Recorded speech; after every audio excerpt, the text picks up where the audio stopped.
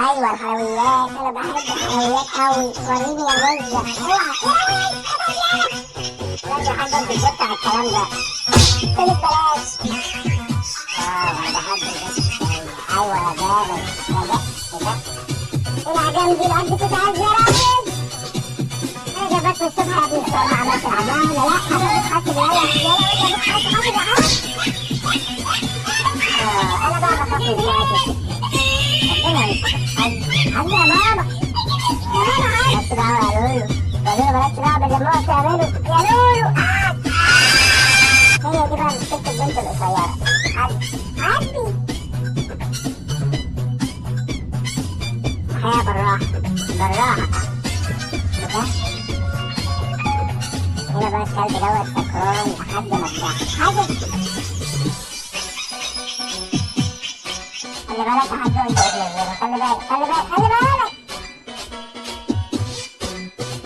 انتوا عملتوش حساب اللي في انكم، اعملوا حساب اللي في اسمكم. البس بقى يا عم. ده عندي 60 سنة وده حجم المقلب ده. خلي بالك يا حاج.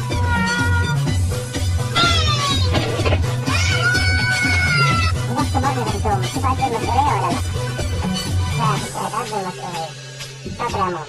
يا بقى بيحاول يثبتها انه جامد. كده جامد.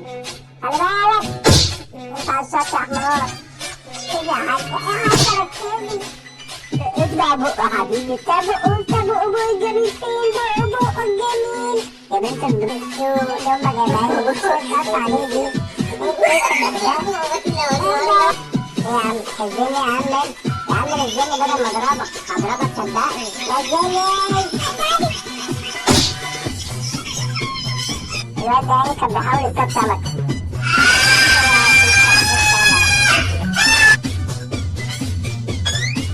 وهنا بيحاول يعمل حركة لولبية. بس اللولبية حاولت تعمل معاه الحركة. وهنا هو فاهم نفسه كبيرة. البس بقى. انت حبيبي انت لسه صغير والعيال بيضحكوا عليك. ما تخش التاني بيضحكوا عليك. ده كده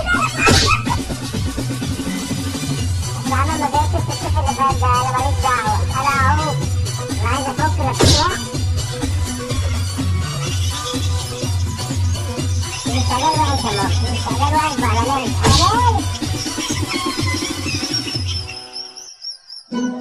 بص قدامك يا حبيبي. يا حبيبي مش هينفعوك. بص قدامك.